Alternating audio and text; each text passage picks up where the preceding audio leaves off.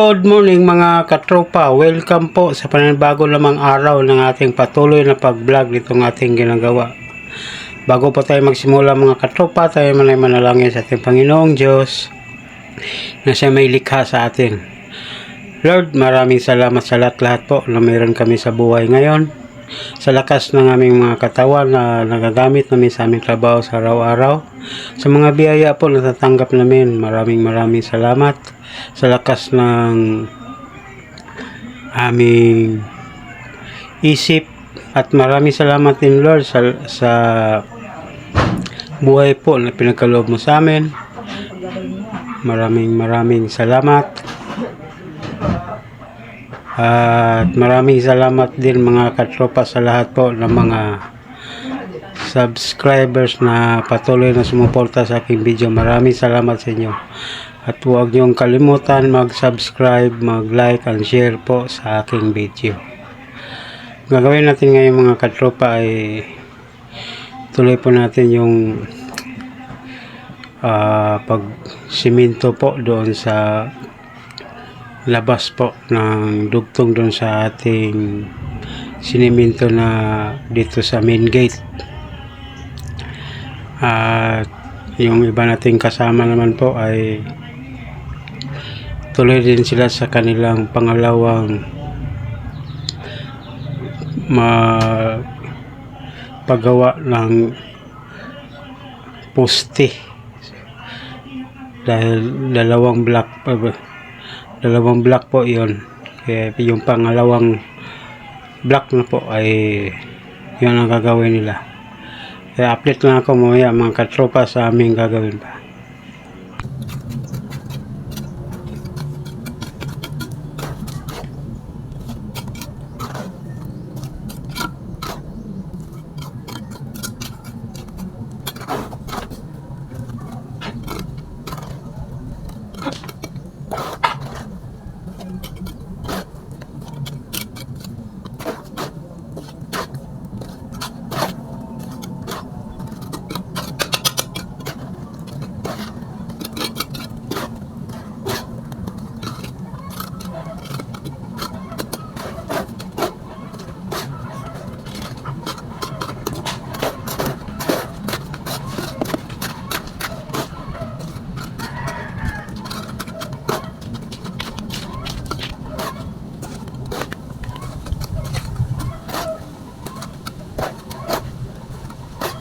Ayan po mga katropa, binusan po ang hollow block.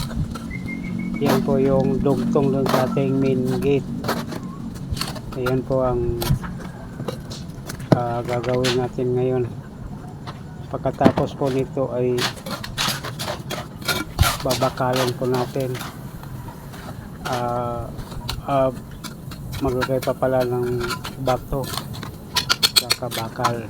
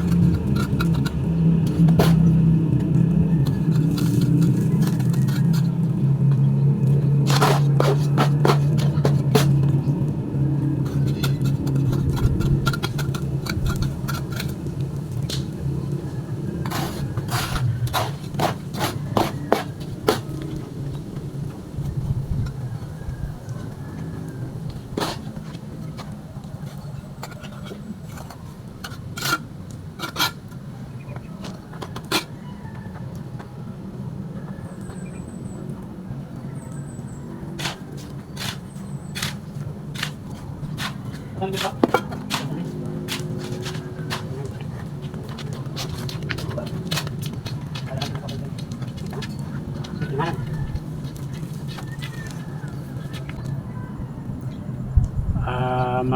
po tayo mga katropa para po doon sa ating buhos. Ayan po yung kasama ko. Bali, 3 po kami na gagawa dito. Yung 2 naman natin kasama ay doon po sa baba.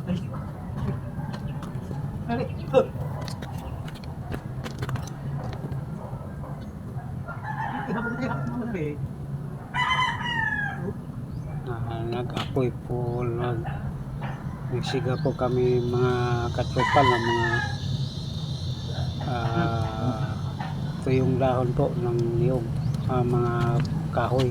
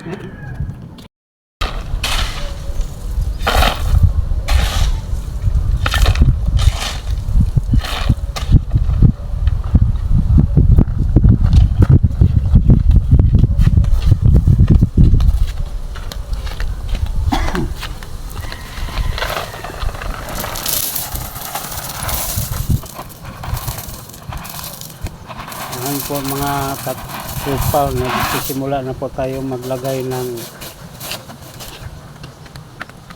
mga bato, gravel bed po. Pagkatapos po nito ay magbabakal na po tayo.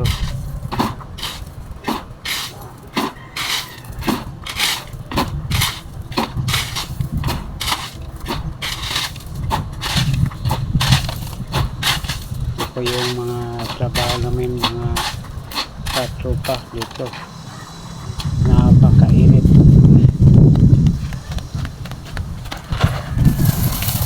Ayan, malapit na pong matapos malagyan ng bato.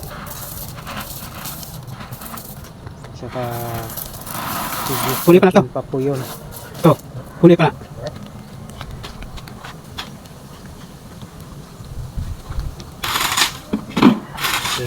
Tambor pa po natin yung pagkatapos.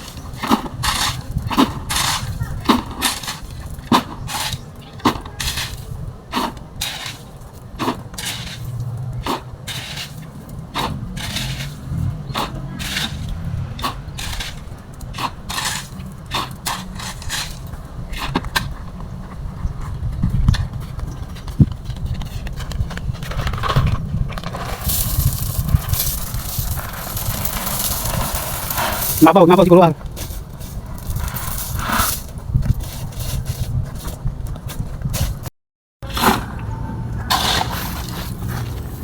Magsisimula na po tayo mag-dikdik. Ito po yung mano-mano na pag-dikdik. Yung tawag namin ito, paper. Yan po, kahoy po yan. Lagyan ng handle para dikdik yun sa lupa at saka sa bato para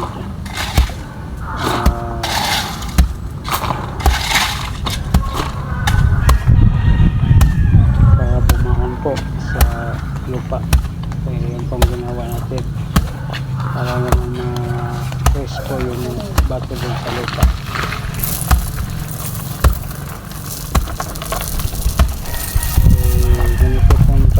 katropa ay napaka ano po, napaka Ato no. Nalubyak ba na? Anak pundo to. mga ngawit pa po sa Daran ko lubyak. bigat po nitong samper. Kaya ako po ay nangangawit na nito, kaya ako huminto.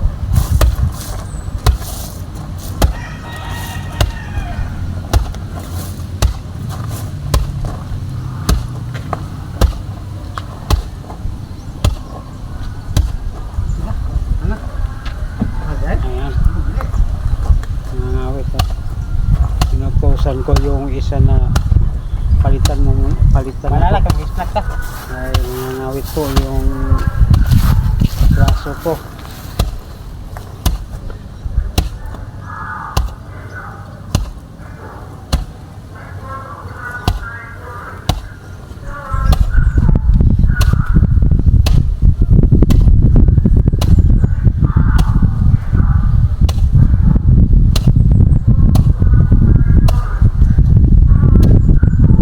Ayaw pag lukag mayo na niya laksi na dito boss.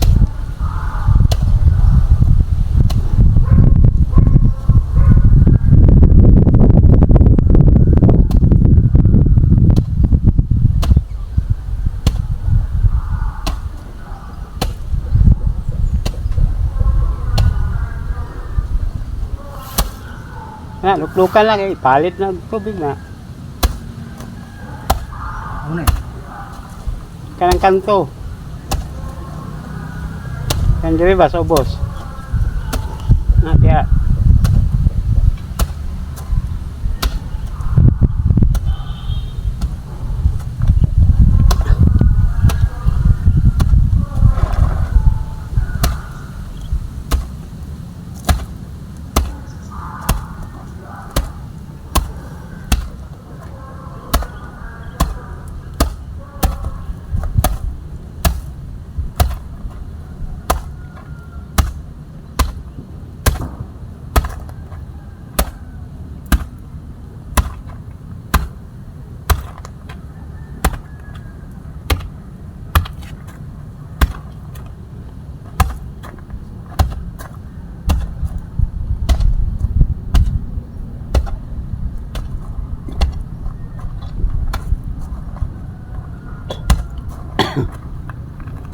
Sa.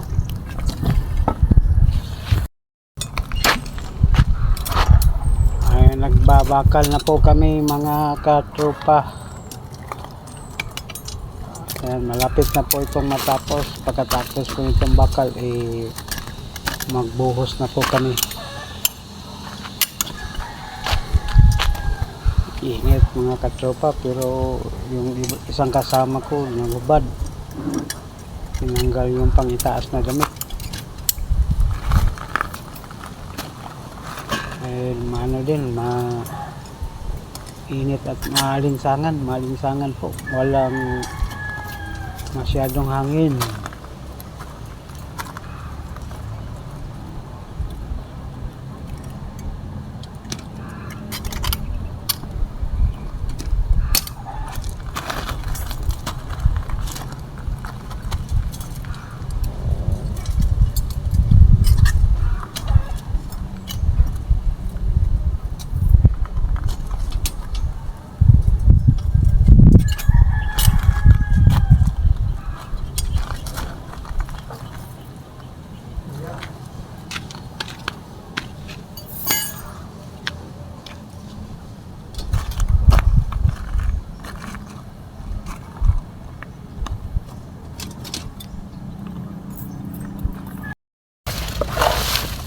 Simula na po kaming magbuhos. Unang halo. Isang sako po ang halo na ito.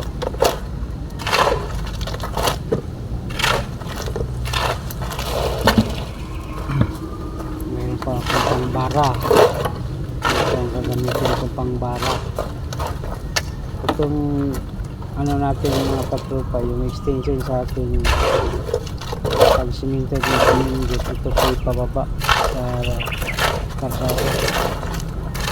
Hindi po ito pantay, papatay po ito.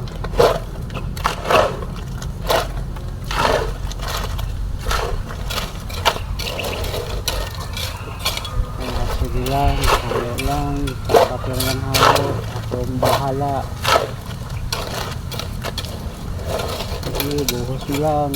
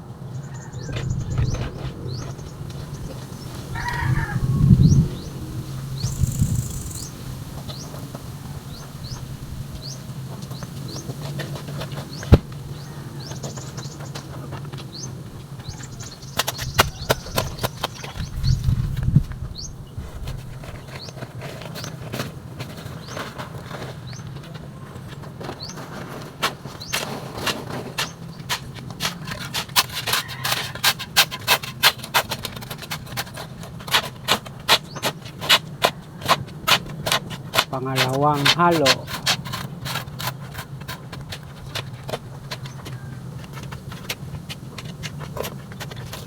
Pangalawang sako na po ito mga katrupa.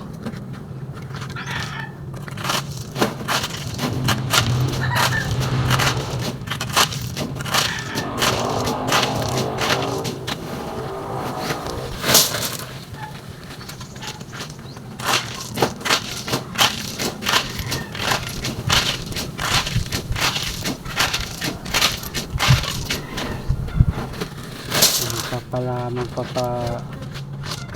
muna tayo, iwas muna tayo sa init.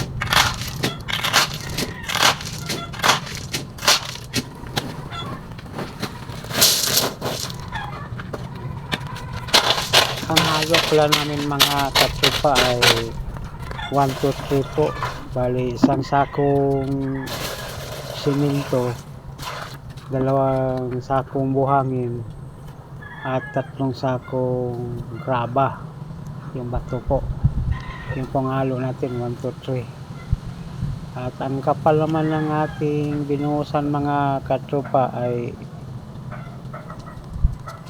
4 cm, 10 cm po. Bali 4 inches ang kapal. Yan lang ang gusto ng mayari dahil hindi naman to papasukan ng malalaking sasakyan. At saka nasa labas po ito, kaya ang kapalan natin baka naman po magasto sa materialis at hindi na po kasali sa kanilang lupa. Yan ito'y kasada na. Yan po ang kasada ng mga lupa dito ay binasa. Pinagaluan namin ay parte na po ng kalsada. Bali 6 meters po ang lapad ng kalsada nila. Kaya naman tayo sa pagkakos.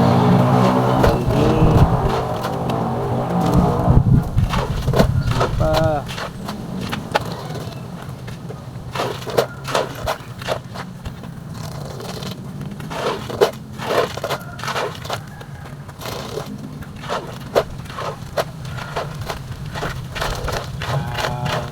Shout out na rin po sa mga katropa, sa aking mga subscribers kung saan man kayo dito sa mundo. Shout out po sa inyo, sa aking mga subscribers dyan, na mga kalahi ko po. Magandang araw po sa inyo. Ako po'y nagpapasalamat sa inyo dahil sa tulong nyo ay unti-unti pong umangat ating channel. Sana naman po ay makapag-inggan nyo kayo ng ibang kakilala nyo at makapag-subscribe na rin sa ating channel para naman po matulungan tayo, dahil medyo kailangan ko talaga na magkasundo kami ni YouTube, dahil kailangan ko po talaga basta kailangan po. Alam niyo po kung ano yun. Tulungan niyo po ako. Hindi po umangat ang channel ko pag hindi po kayo patuloy na sumuporta sa akin. Maraming salamat sa inyo. Pati nga rin po sa ibang bansa dyan, nanonood lang aking video. Maraming salamat po. Alam ko po na may nanonood dahil yung nagpapagawa po na sa amin ay isang German, kaya po yung video namin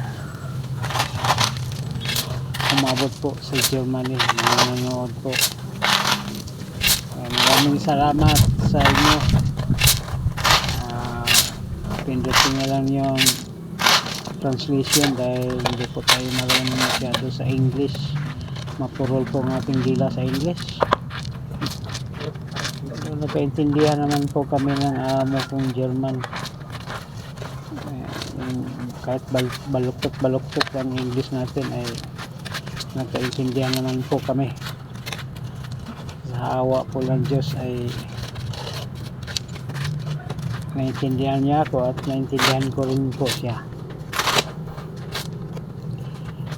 Na po ako, naghahagod na po. Ito po yung kasama namin. Tinulungan po namin sa pagbuhos po ng pundasyon. Ito yung pangalawang block po. Yung isa po nasa baba, nasa likod po ng kasama natin nakaputi ay tapos na pong nasintadahan. Ang lupa po ay nakalagay na po. Ito naman po ay pagbukas po nito ay magasintada na rin po sila ng halubas hanggang doon po sa may tinuturo na elevation. Ito po ay nasa likod po, nasa baba po, sa katabi po ng ginawa natin underground.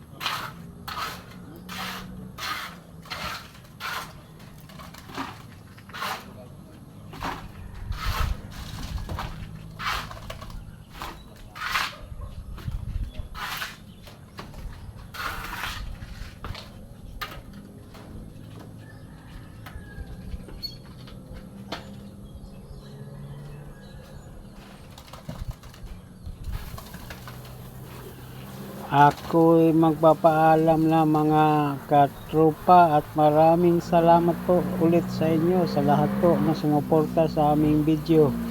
Maraming salamat at maraming salamat kay Lord. Yan po mga katropa ang aming nagawa ngayon. Nakapagbuhos kami doon sa dugtong po sa main gate natin na siniminto natin. Natapos po. At nakapagbuhos din tayo ng 2 poste doon sa baba, doon sa pangalawang block po na ginawa ng ating kasama. Kaya maraming salamat kay Lord sa lahat po ng gabay niya sa atin sa isang araw natin trabaho na wala pong nangyaring masama sa atin. At ako ay magpapaalam muna mga katropa hanggang sa muli po. Maraming salamat. Bye bye.